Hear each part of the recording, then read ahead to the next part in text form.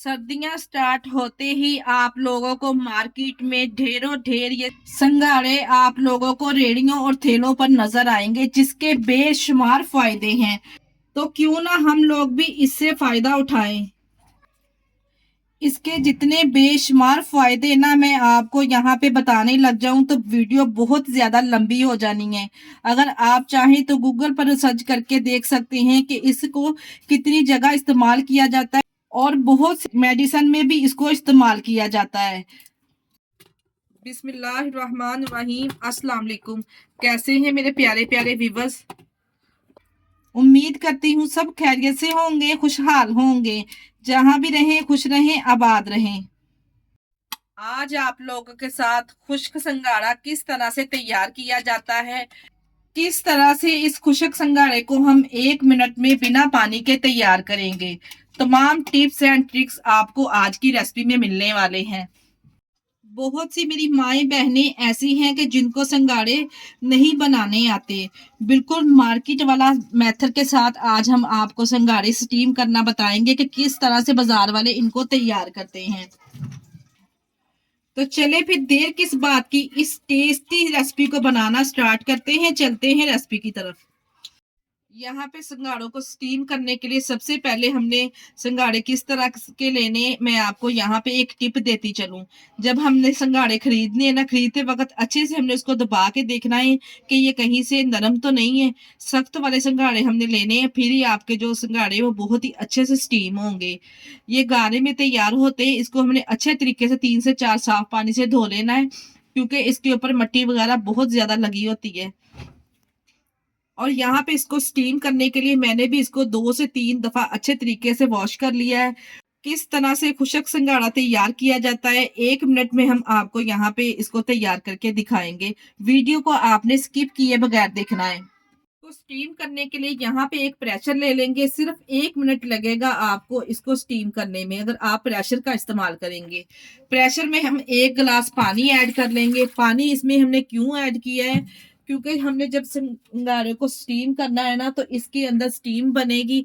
इसी की वजह से संघाड़े हमारे स्टीम में अच्छे तरीके से तैयार होंगे। और यहाँ पे एक स्टैंड ले लेंगे इस तरह का। अगर आपके पास ये स्टैंड वगैरह नहीं है, कोई कटोरी या कोई प्लेट वगैरह इस तरह से ले लें, और इसके ऊपर इस तरह से हम एक स्टीमर रख लेंगे।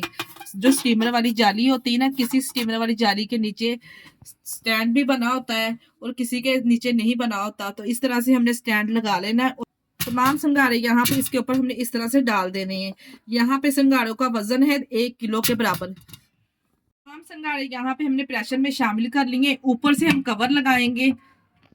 प्रेशर को यहाँ पे हमने बंद कर लिया और विसल को हम यहाँ पे लगा देंगे। 1 मिनट में विसल ये हमारी चल जाएगी। जब 1 मिनट में विसल चल जाएगी ना, सिर्फ एक विसल आने पे हमने चूल्हे को बंद कर देना है। फ्लेम को यहाँ पे हमने हाई कर देना है। यहाँ पे देखिए जी, एक विसल चलने के बाद फौरन से हमने फ्लेम को बंद कर देना है और वेट को हमने यहाँ पे अभी नहीं उतारना। बस इतना ही प्रोसेस हमने करना है और इतने ही प्रोसेस में जो हमारे खुशक संघाड़े वो बनके तैयार हो जाएंगे। और जो इसकी विसल है ना, अभी हमने इसको नहीं हटाना जब तक इसकी गैस खुद ही अच्छे तरीके से रिलीज ना हो जाए, क्योंकि इसके अंदर स्टीम बनी हुई है।